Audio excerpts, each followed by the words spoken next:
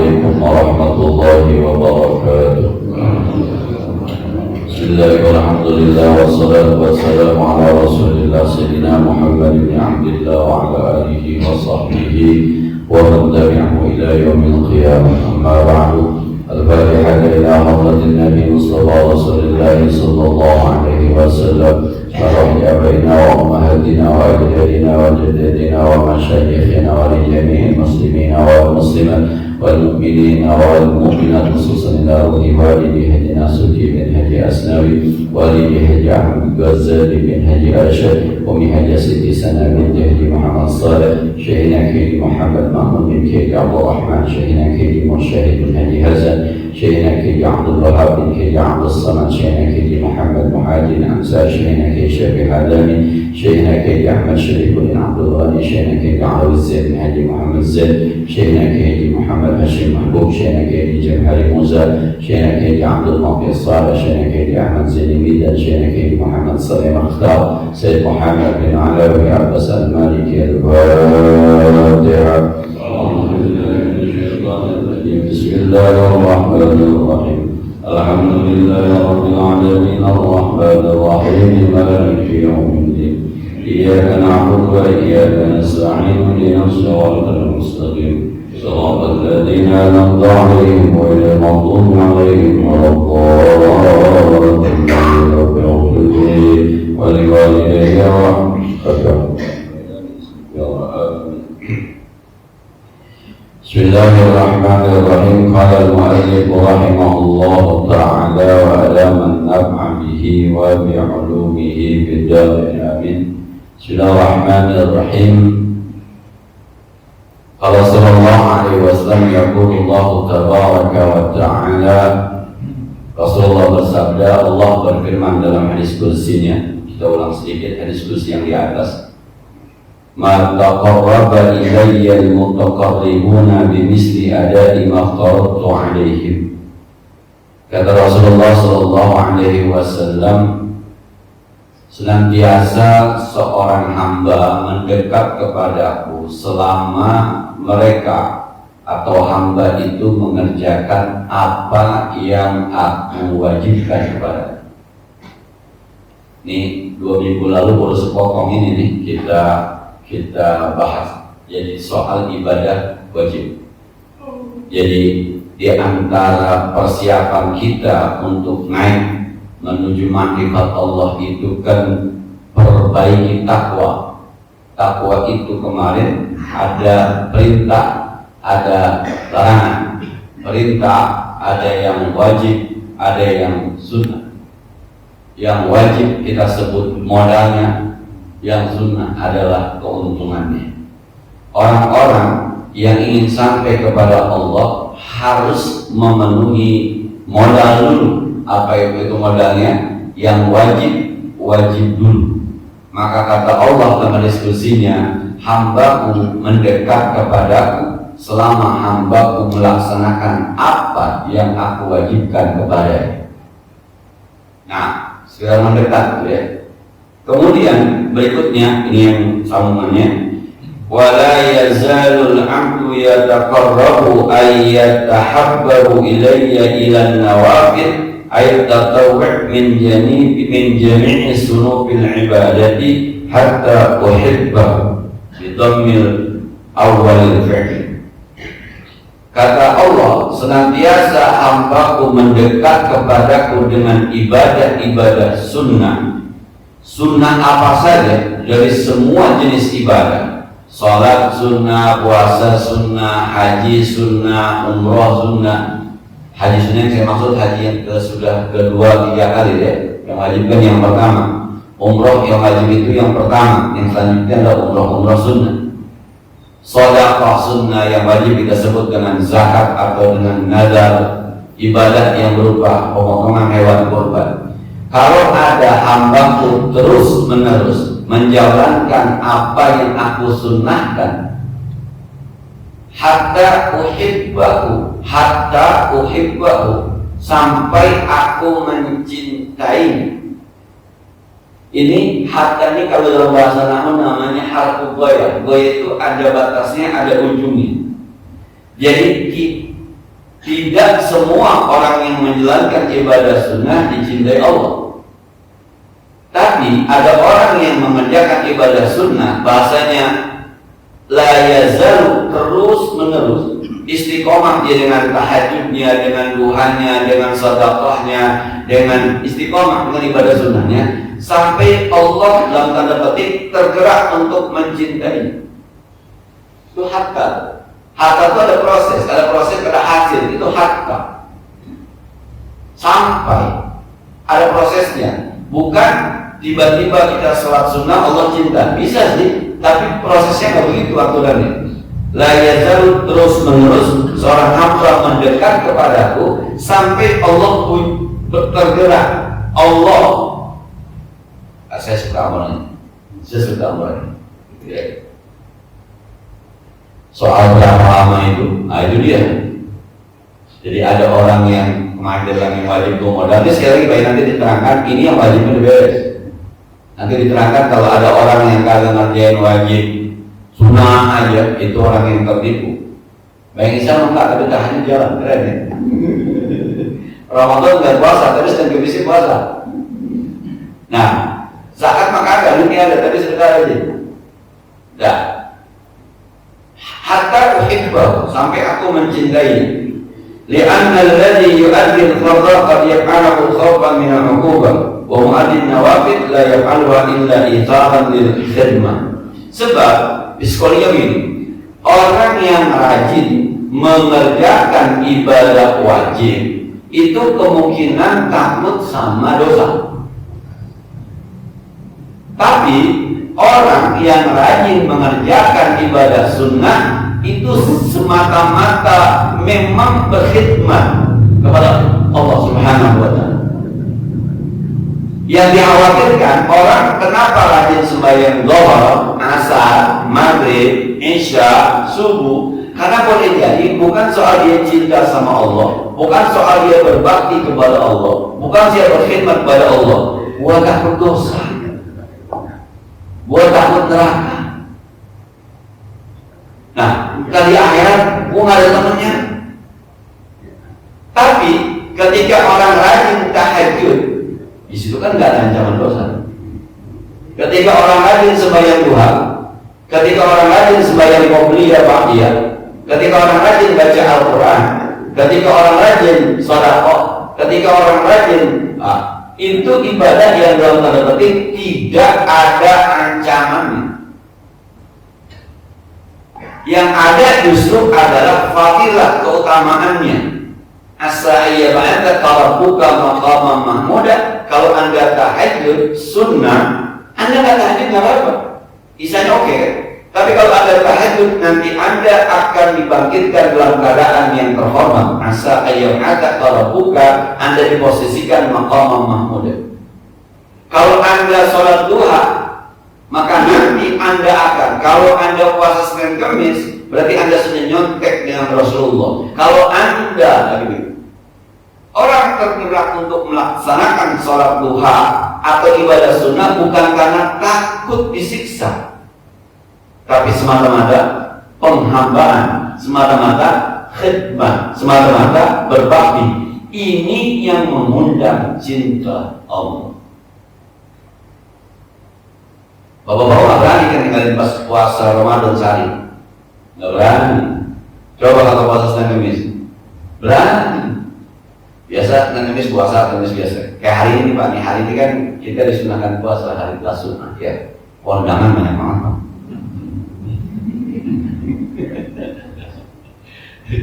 Hari ini dapat undangan 8 sampai Harkonas, hari kondangan nasional. Ada yang dapat undangan 6, ada yang dapat, ada yang nanya Ustaz, besok ini kondangan kita puasa apa kagak? Dia elah, kayak orang baru aja.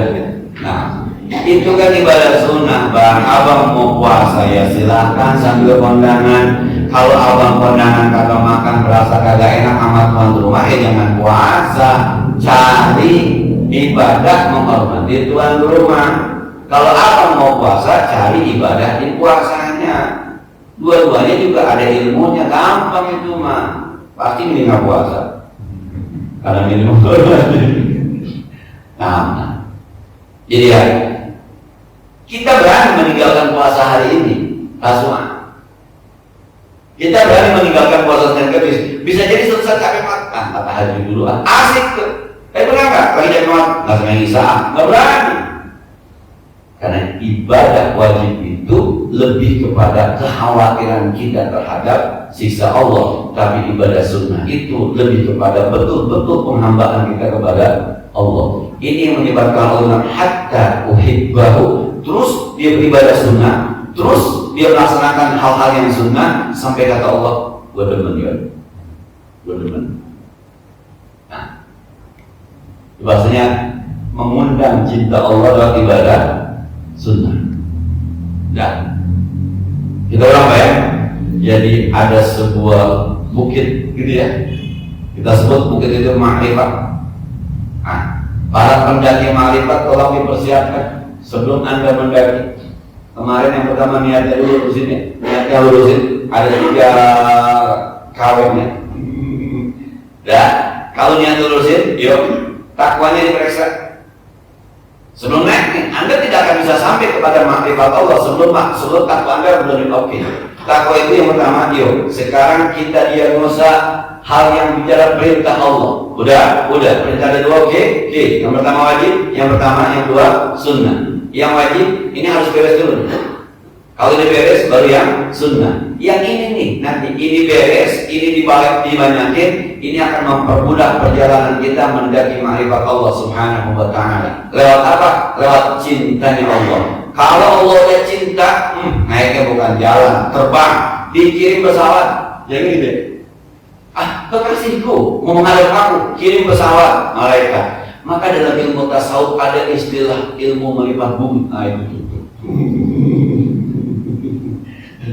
Nah, ya. Apa-apa pernah dengar ilmu melipat bumi?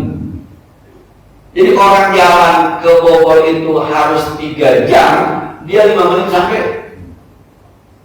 Itu karena sekali lagi Allah mencintainya, dia ingin punya keinginan, Allah membantunya. Bagaimana caranya? Dia innallaha ala kulli syai'in qadir. Nabi Sulaiman gak punya pesawat bisa terbang karena Allah cinta pakai angin kan. Nabi Ibrahim dibakar, ternyata dingin, ada AC-nya itu api karena Allah mencintai.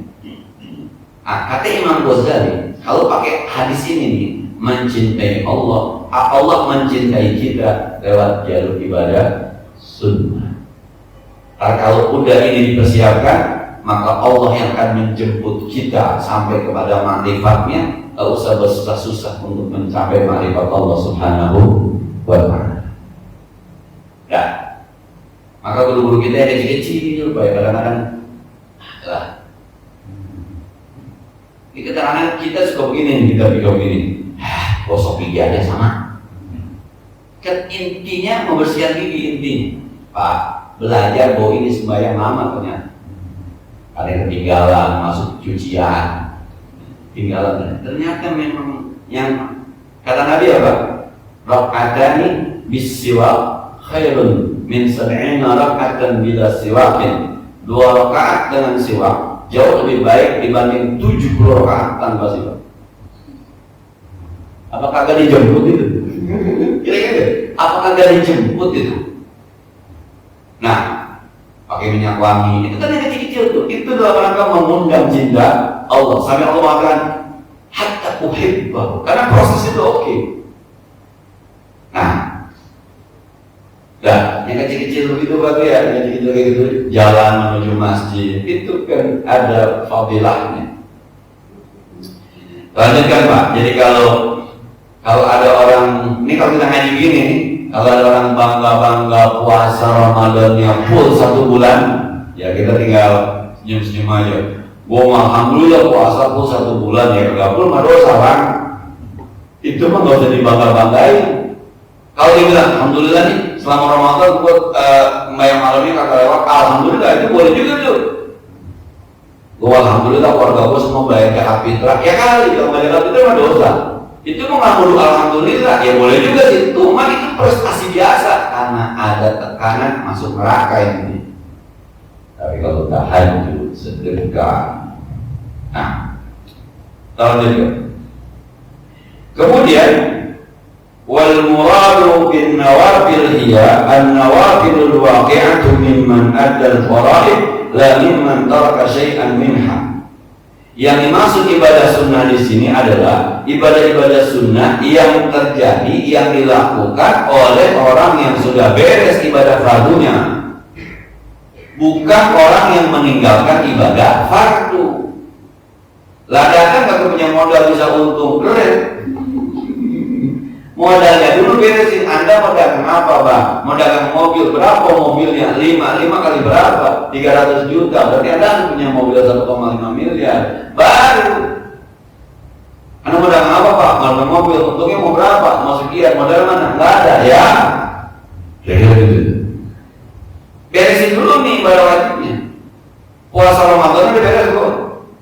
Sholat 5 waktunya udah beres belum? Zakatnya udah beres belum? Hajinya udah beres belum? Nah, nanti kita akan diajarin bagaimana sholat yang baik di dalam hidup, bagaimana sholat yang baik supaya memperbaiki sholat kita. Itu dulu. Nah, kalau itu udah beres, yuk sunnahnya terus sampai ada tiket dari Allah. Gua demen sama lu. Nah, ini enteng nih. Kalau udah hasil tiket dari Allah, udah ada SK dari Allah, udah gua demen sama lu. Nah, kemudian karena kalau ba'dul akabir sebagaimana berkata ulama-ulama besar, man syaghalahul fardu 'anil nafli fa huwa ma'dzurun. Orang yang sibuk dengan ibadah wajib sampai meninggalkan ibadah sunnah itu uzur, dimaafin. Tapi wa man syaghalahun naflu 'anil fardi fa huwa maghdurun. Siapa orang yang sibuk dengan ibadah sunnah meninggalkan ibadah wajib itu maghrur, tertipu. Nah, saya dulu ngomelin anak murid dulu zaman baru bernama majlis lawat hadir tuh, dia tukang main ini tuh hadrohnya soal sekolah pules. Saya tanya, ngapain? Malam hadroh besar, pulangnya berapa? Jam 2. Main hadroh pulang jam 2. Subuhnya jam berapa? Jam 6. Jadi ngebugin hadroh di sekolahan asal itu udah keluar, cuci muka, pulas lagi, lari di lapangan 10 kali, pulas lagi jam 2 lah. Kebetulan saya kenal sama pimpinan majlisnya. Saya sampaikan, Kiai ini anak murid saya yang waktu maghrur itu ketipu, gak jomelin, berhenti main hadroh sekolah ya. Orang tuanya kan nyerah anak-anaknya. Habis, anak saya cuma baca sholat, gimana nih baca sholat. Tapi kalau ini sekolah pulas mulu kayak ayam. Jadi kita ngajar dan yang ngantuk pulas juga kita ini. Nah, jadi yang dimaksud dengan sunnah di sini adalah ibadah sunnah yang dilaksanakan oleh orang-orang yang sudah melaksanakan ibadah wajib, bukan tertipu dengan sunnah meninggalkan yang wajib. Kita lanjutkan hadis kursinya. Wa idza ahbabtu ay alhartu hubbi lahu inda taqarrubihi ilayya bima dhukira. Kalau aku sudah mencintainya di ibadah sunnah sampai Allah mengatakan I love you gitu ya, kata Allah benar-benar ay alhara, sampai aku sudah menampakkan alhartu hubbi lahu, aku sudah nampakkan rasa cintaku kepadanya. Ini yang saya bilang selalu ada di rasa. Jadi ud'uni astajib lakum. Ud'uni itu thariqah. Ini kita yang jalanin. Ini namanya tadi ibadah sunnah. Astajib lakum itu ma'rifat, itu pakai level rasa, nggak bisa, itu level rasa. Berdoalah Anda kepadaku kata Allah, maka aku ijabah.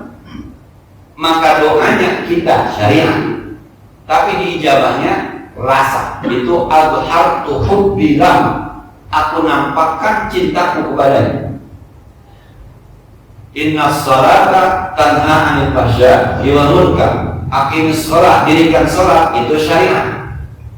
Inna sholata tanha 'anil fahsya'i wal munkar. Sholat bisa mencegah perbuatan keji dan munkar. Ini adalah ma'rifat. Ini pakai level rasa, bukan pakai level ilmu. Tapi aqimis sholat pakai level ilmu, jangan pakai level rasa. Kayaknya udah sembahyang, kalau nggak begitu Bang. Ini harus sembahyang benar. Nanti tanha 'anil fahsya'i wal munkar, ini pakai level man jaa'a bil hasanati falahu asyru amsalihha. Yang sedekah satu, bekerja satu, balasannya 10. Maka namanya pakai ilmu, tapi balasan dari Allahnya pakai rasa. Ini namanya ma'rifah.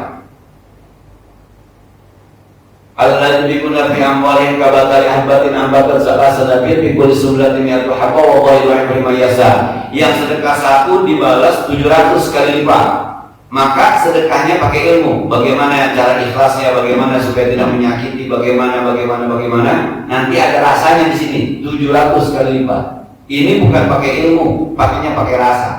Kata Allah, kalau Anda sudah ibadah sunnah, semua ibadah sunnah Anda lakukan, aku mencintai Anda. Dan satu saat aku akan munculkan rasa cintaku kepada Anda.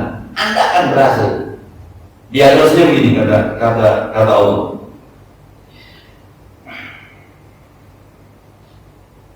Fa inna hubbahu ta'ala qadimun ghairu hadisin. Sebab cintanya Allah itu qadim, bukan hadis. Dari dulu Allah sudah mencintai kita. Kuntu sam'ahu alladhi yasma'u bih, wa basarahu alladhi yubsiru bih, wa lisanahu alladhi yantiqu bih, wa yaduhu alladhi yabtishu biha, wa rijluhu alladhi yamshi biha. Kata Allah Subhanahu wa ta'ala, kalau aku sudah mencintai hambaku yang ibadah wajibnya oke, ibadah sunnahnya luar biasa, maka aku akan berikan diagnosa bagaimana sebenarnya rasanya sudah dicintai oleh aku. Satu, kata Allah Subhanahu wa ta'ala, maka kuntu sam'ahu alladhi yasma'u bih, aku akan menjadi pendengarannya yang ia pakai untuk mendengar.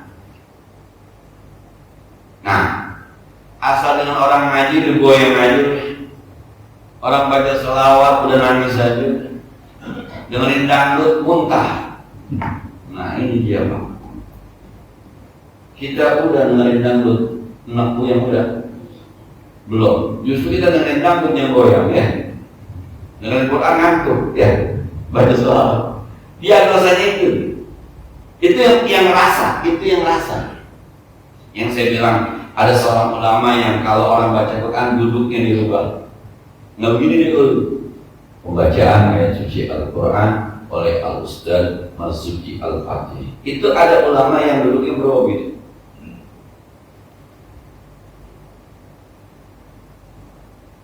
Tak selesai, balik lagi.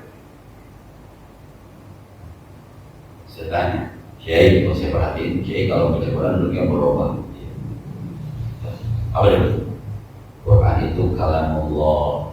Jadi tadi kita dinasihatin nama Allah. Duduklah yang sesuai sebagaimana guru lagi nasihatin. Jadi nggak begini.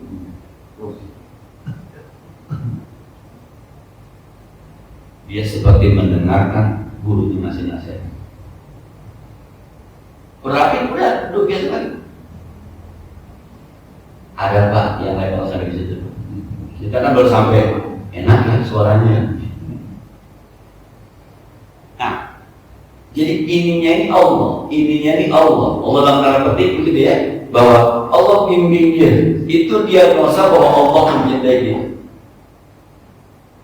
Kan rasa Pak level ini. Rasa, nggak bisa itu ilmunya nggak ada, Supaya kalau baca Quran kita yang dengar enaknya gimana ya nggak bisa Pak. Supaya orang baca selawatan kita jadi nyaman gimana ya? Nggak bisa. Itu pada level masing-masing, pada level rasa. Yang menyebabkan itu ketika ibadah sunnah kita sudah oke. Sampai Allah mengatakan hatta uhibba. Nah, kemudian kata Allah wa basarahu alladhi yubsiru bih, dan aku adalah matanya yang dia gunakan untuk melihat. Melihat Quran itu udah nyaman aja. Melihat masjid itu sesuatu yang membanggakan. Apalagi singgah Ka'bah, melihat Ka'bah, Masjidil Haram, melihat Madinah, ketemu Kubah, kubur Rasulullah Sallallahu Alaihi Wasallam, itu kan termasuk syiar Allah, syiar Allah. Nah, melihat perempuan pakai rok pendek, nunduk perempuannya. Kita cuma melek ya, dibimbing. Maka kalau mata kita masih demen yang maksiat-maksiat, itu kemungkinan memang ibadah sunnah kita masih belum beres. Pantes kalau kagak makrifat. Pantes kalau kagak paham. Pantes kalau rasanya kita amal dosa masih pantes. Ini jangan-jangan ibadah sunnah kita bermasalah. Coba diperiksa. Itu kayak dari itu. Saya pun naik berat amat ya. Maka kata dia, coba naik subuh di berapa, naik zuhur di berapa, asar di berapa, maghrib jam berapa. Surahnya apa kalau subuh? Surahnya apa kalau isya? Satu rakaat berapa? Beres kok, beres semua. Coba lihat sunahnya. Kau boleh bagi di mana? Tahajud. Yang sunah. Surah gimana sih? Ya kalau pakai surah apa Lam Tanzil yang kita baca setiap subuh Jumat ya, hadis sujud saja kan ada tanda apa junubuhum anil madajid anna rabbahum khawfan wa tama'an wa mimma razaqnahum yunfiqun la ta'lamu nafsum ma ukhfiya min qurrati a'yun jazaa'an bima kanu ya'malun. Kan rumusnya tahajud plus sedekah. Tahajud plus sedekah. Tahajudnya tatajafa junubuhum anil madajid. Mereka menjauhkan lambung-lambung mereka dari tempat tidur mereka. Yad'una rabbahum, mereka tahajud berdoa kepada Tuhan mereka khaufan wa tama'an, dengan penuh rasa takut, khawatir tidak diterima. Nah, wa mimma razaqnahum yunfiqun, besoknya dia sedekah. Dan ayatnya apa? La ta'lamu nafsum ma ukhfiya lahum min qurrati a'yun. Sampai jiwanya tidak tahu apa yang Allah persiapkan untuk jiwanya. Qurrata a'yun, sesuatu yang asik, yang enak, yang nyaman. Jadi hidup itu kalau mau asik, tahajud plus sedekah. Kayak gitu ya, tahajud plus sedekah. Tapi kan tahajudnya ilmu, sedekahnya ilmu. Maka la ta'lamu nafsum ma ukhfiya lahum. Jiwa-jiwa nggak ada yang tahu apa yang dipersiapkan oleh Allah min qurrati a'yun. Kita lu nyaman, coba lu nyaman. Gitu. Kok gua nggak sampai ya? Boleh jadi ini jadi bermasalah. Nah, ini baru halaman berapa ya? Kita halaman udah berapa? Maka dari awal namanya juga bidayatul hidayah. Ini kitab namanya bidayatul hidayah. Bidayah mulai, hidayah petunjuk. Ini baru sekedar buku petunjuk gitu, buku petunjuk kalau menjalani ma'rifat. Makanya disalahkan Imam Al-Bandari namanya maraqil ubudiyah. Maraq artinya tempat naik ubudiyah, penghambaan. Kualitas penghambaan kita supaya naik. Ini caranya begini kata Imam Ghazali, caranya begini kata Imam Nawawi Al-Bantani. Berat yang teman-temannya. Nah, tapi kalau kata teman kita yang jamaah di sini, ya kalau nggak pernah ada yang nggak pernah dibaca, nggak pernah dibahas, kita nggak pernah tahu. Paling kagak kan kita tahu soal amalannya nanti masing-masing, nggak paling kagak kita tahu itu aja dulu dah. Paling kagak. Jadi kalau ada ilmu melipat bumi, kira-kira begitu tuh. Karena ada orang sudah dicintai sama Allah Subhanahu wa Ta'ala. Jadi ada saja dalam tanda petik cerita tentang keanehannya. Bisa jadi. Yang saya bilang dulu, ada orang pengen banget umroh, pengen banget haji, duitnya kagak ada. Ya begitu aja tuh. Pokoknya jikirannya labbaik Allahumma labbaik, labbaik la syarika lak labbaik. Bulan Ramadan itu ngimpi bagi umroh. Kebetulan orang tua kita ceritanya Haji Marini umroh juga, umroh bener ini mah. Yang satu ngimpi. Nah, ketemu di sana ngimpi. Ketika ketemu ngobrol-ngobrol, Haji Marini sedang beli minyak. Ini minyak saya beliin satu. Ngimpi. Bangun dari tidur, itu minyak udah ada di atas meja. Ya, lebaran ketemu Pak Haji Madini, kapan lagi umroh? Kita barengin kapan-kapan. Jadi mengimpi. Saya tanya guru saya sama Kiai Haji Muhammad Saleh Mukhtar Berbuaya. Saya tanya, karena dia kan memang kezikir, dia lagi kezikir apaan? Kiai, emang bisa begitu? Dia hanya senyum. Allah ada kulli syai'. Apapun bisa mulai kalau Allah yang berkehendak. Allah ala kulli syai'. Kita dengan cerita begitu tuh rasanya ya sekali lagi emang belum nyampe kagak paham, rasanya ilmu gitu. Atau orang Betawi mah ilmu yang mimpi bisa ketemu amin dohir dan. Nah, tapi ketika kita sampai bisa jadi karena Allah sudah ridho. Kalau sudah ridho, apapun yang tidak mungkin jadi mungkin, apapun yang nggak bisa jadi bisa, apapun yang kagak pernah kita, kalau Allahnya lanjut. Kemudian kata Allah, kalau dia sudah aku cintai, walisanahu alladhi yantiqu bih, maka aku menjadi lidahnya yang dia gunakan untuk berkata. Orang yang kalau sudah cintai Allah ininya asik nih, nasihatin asik, ngomel asik. Asiknya kita diomelin tapi senang, kita ditegur tapi girang.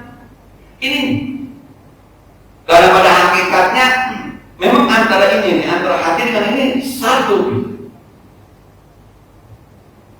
Saya pernah ditegur oleh guru saya Imam Buslangun ketika istirahat di Andida. Saya makan bakso hari Senin.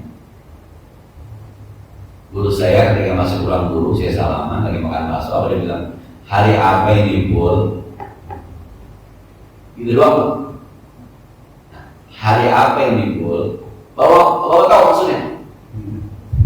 Lu mau puasa? Itu pertanyaan gitu loh. Hari apa ini Bul? Senin Pak. Udah gitu doang. Mulai saat itu saya belajar puasa Senin Kamis. Mulai saat itu, bukannya marah justru saya senang aja gitu sama. Mulai saat itu saya belajar Senin Kamis. Sampai sekarang kau masih belajar Pak. Lolos menuntut Senin Kamis. Nah, itu pernyataan semacam itu.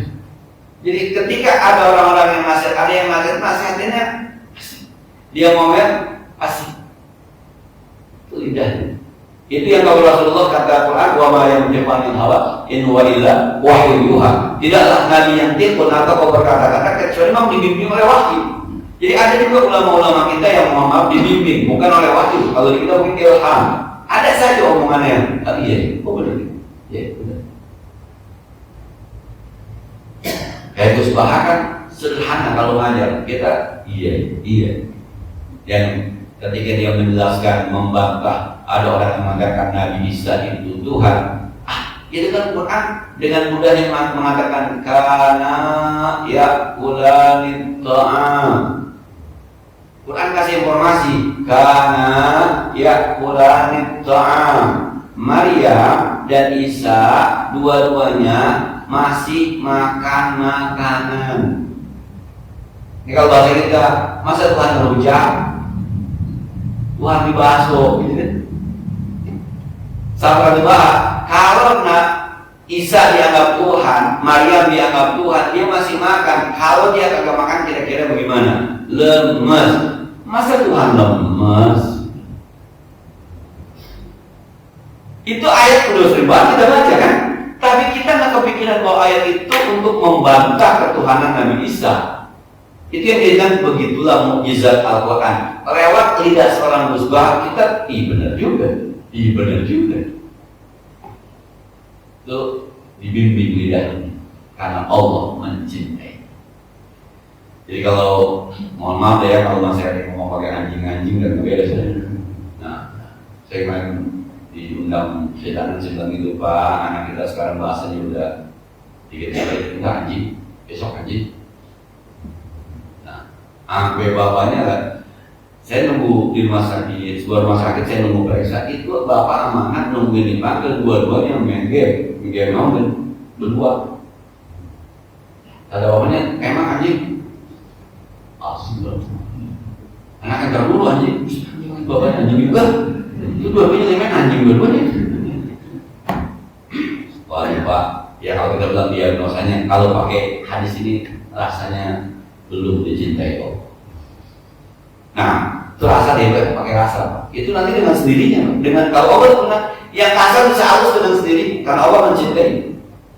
Itu mah nggak pakai apa ya? Nggak pakai belajar, nggak pakai itu. Ente perbaiki ibadah sunnah, nyambung itu.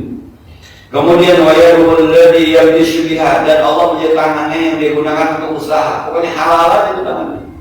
Amin haram udah enggak ada. Amin kebetulan yang ngaji sudah enggak ada. Pokoknya usahanya selalu dibimbing ke arah yang halal. Yang haram udah enggak ada. Dan gak perlu bertanya yang lain, pokoknya ini sunatnya udah ada, ini enggak jelasnya udah ada. Dibimbing. Kalau Allah mencintai. Dan ini nggak bisa dinilai oleh orang lain, yang ngerasain adalah kita. Ngerasain. Nah, mohon maaf, di sini ada teman saya yang pernah bawa sesuatu ke rumah saya, tapi namanya nama Ustaz Ubaidi, bukan nama saya. Ahmad Ubaidi, loh, saya bilang jangan salah ini. Maka saya waskat. Ini walaupun namanya beda, tapi harap kan yang juga. Saya nanya emang buat Ustaz Ubaidi, bukan buat saya. Paling kagak yang begitu-begitu belajar, kita belajar. Kalau kamu mau ngomong cari dah paling kagak yang ada label halalnya, walaupun halalnya halal wayang. Maaf, bahkan ada halal tanah model 2, ada halal bulat, ada halal wayang tuh. Nah, paling kagak ada halalnya, ada yang berkagum, jawab paling tidak. Belajarlah kita supaya mencari rizki yang halal. Ya, perbanyak ibadah sunnah, nanti dibimbing oleh Allah. Ketemu saja yang halal-halal dengan cara Allah. Perbaiki. Itu kalau udah ada rasa-rasa begitu tuh, siap-siap dijemput Allah menuju ma'rifat. Kalau belum ada, jangan ngayal dulu. Berarti ada yang kurang beres di ibadah sunnah. Yang terakhir, kata Allah Subhanahu wa taala, wa rijlahu allati yamshi biha, maka aku juga akan menjadi kakinya yang dia gunakan untuk berjalan. Kemana arah jalan kita, baik atau buruk, itu diagnosa apakah Allah mencintai kita atau tidak. Kalau kaki ini sering main ke silaturahmi, masjid, taklim, di rumah lebih banyak, berkumpul dengan keluarga, pakai mobil acara keluarga, pakai mobil ada ke rumah guru, pakai mobil banyak nih, dengan berbagai macam bentuknya, yang makhluk atau bermakhluk, yang terikat atau tidak terikat, maka kaki berarti sudah dibimbing oleh Allah Subhanahu wa taala. Kita simpulkan ya talim kita dari hadis yang kedua, Al-Qur'an ditanya. Yang pertama, persiapan makrifat kita kepada Allah adalah ibadah wajib kita.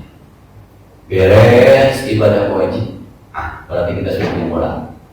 Yuk cari perangkat tambahan untuk memudahkan jalan kita menuju puncak makrifat. Apa itu? Ibadah sunnah. Kalau ibadah sunnah kita baik, maka ini jalan gampang. Yang dibutuhkan apa sih? Untuk mendaki itu yang dibutuhkan apa? Tahajud biar banyak siap, duha biar banyak siap.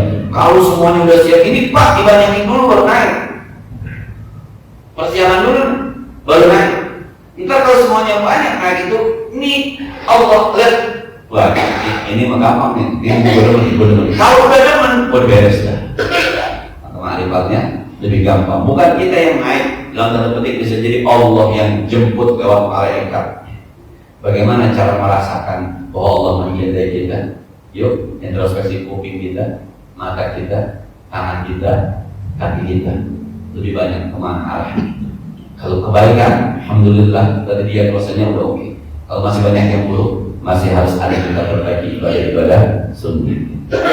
Saya kira itu ya yang kita kaji pada pagi hari ini. Sebagaimana biasa, pada kali teman-teman yang ada diskusi lebih lanjut dipersilakan.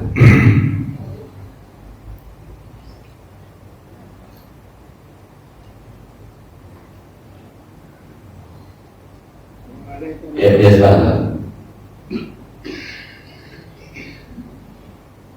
Assalamualaikum warahmatullahi wabarakatuh. Assalamualaikum. Yang awal tadi Ustaz mengenai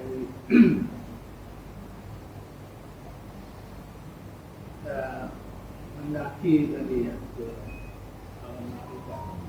Pertanyaan saya adalah, apakah wisata rohani kita datang ke apalah yang syekh itu di Indonesia yang tahun itu hari itu, apakah ini turunan dari juga dalam rangka untuk sana? Apakah ini merupakan bagian turunan dari ibadah untuk mencari juga ma'rifat itu?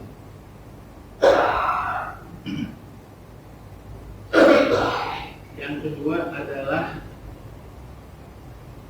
kalau kita, Ustadz, saya pakai kata Ustadz mengenai diagnosa. Kalau kita diagnosa diri kita sendiri, itu jelas bahwa komponen terlemah di diri manusia itu diantaranya adalah nafsu syahwat. Sehingga teorinya kalau misalnya seseorang bisa menekan nafsu syahwatnya, tentu akan terbuka jalan hebat kepada apa-apa yang Ustaz baru sampaikan. Gitu. Jadi pertanyaannya adalah, bagaimana ini untuk mengontrol nafsu syahwat itu agar sesuai dengan perintah Allah itu? Demikianlah Ustaz yang dapat saya sampaikan. Terima kasih. Nah, yang pertama itu kan kita datang ke tempat-tempat syekh, guru-guru besar, ulama-ulama. Itu kan bentuk lain dari kita datang ke pengajian sebenarnya. Cuma sekarang tukar guru aja. Minggu kemarin kan ada guru kita kayak Mahmud Asirul di sini. Sama aja Pak, ngaji-ngaji juga. Cuma kan punya rasa berbeda. Ketika yang menyampaikan itu, akan kita datangi itu, menurut kita jauh lebih mulia, lebih baik dibanding kita. Nah, maka menghormati guru di pesantren itu aturan baku, karena memang rasa kita terhadap seseorang guru itu mempengaruhi penerimaan kita. Jadi sebenarnya datang ke syekh, datang ke rumah kiai segala macam, itu sama aja sekali kita datang ke rumah guru, kita ngaji sebenarnya. Nah, itu apakah termasuk bagian? Oh iya, nanti dari dirinya muncul ilmu yang barangkali kita nggak paham, yang kita belum tahu. Seperti saya, sekali itu suka berkunjung ke guru kita Kiai Benyamin, guru kita Kiai Suherman Mukhtar. Ini anak muda Suherman Mukhtar, tapi luar biasa tawaduknya. Kemudian dulu masih ada guru kita Kiai Ahmad Syarifuddin. Saya sih sebenarnya datang ke situ tiap tahun minta didoain, nanti dia jalan-jalan aja sama guru. Tapi kadang-kadang ada bahasa yang ketika dia sampaikan itu, yang saya sampaikan itu, yang saya sangat-sangat terkesan dengan bahasa Kiai Benyamin. Ente buktiin tuh ayat bukti. Oma yattaqillaha yaj'al lahu makhraja wa yarzuqhu min haitsu la yahtasib. Kalau ente bertakwa, ente dapat rezeki dari jalan yang tidak diduga. Ente buktiin tuh ayat, jangan baca doang. Anak ada bukti, anak nggak kerja, anak nggak dapat, anak ngaji aja. Anak mau tahu Allah ngasih aneh dari mana di sini. Kata teman saya, nggak sanggup saya kiai. Itu dia masalahnya. Ente kagak yakin dengan ayat Allah. Itu kan pernyataan itu menambah, menggugat tinggi. Berarti selama ini gak percaya sama ayat. Uji itu ayat. Coba. Ayat itu sama aja sebenarnya, dan itu juga membantu kita untuk sampai ke puncak nanti. Yang kedua itu justru, kalau ibadah wajib kita oke, sunnah kita oke, ini linear, nafsu syahwat kita berkurang. Coba dapat. Nih kalau ikutin yang ini, semalam Bapak bangun jam berapa kira-kira? Taruh deh jam 4, setengah 3, setengah 4 ya tahajud. Kan, maksiat ya, dan maksiat. Habis tahajud kemudian ada subuh, sebelum subuh udah ke masjid. Terus bayar qobliyah, bismillahirrahmanirrahim. Main subuh, zikir, habis zikir ngaji. Itu pulang ngaji kan ngopi, habis ngopi duha, habis duha baca Quran. Sampai jam berapa? Jam 9.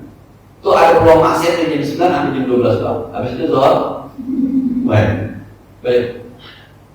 Justru perbaiki ibadah sunnah Anda, maka kan nafsu syahwat dengan sendiri akan berubah. Nah, ini kalau hari ini teman-teman kita semua mempertahankan puasa kita kata kondangan, keren, terhindar dari maksiat. Sebab di tempat kondangan banyak yang bisa membuat kita berbuat maksiat mata, maksiat hati, maksiat mulut, makan makanan keasinan, dokumenter, asin banget prasmanan. Ada habis nyanyi kagak enak, jelek kagak enak, nggak ada aja Pak. Nah, jadi kalau kita istiqomah dengan ibadah sunnah, itu pasti.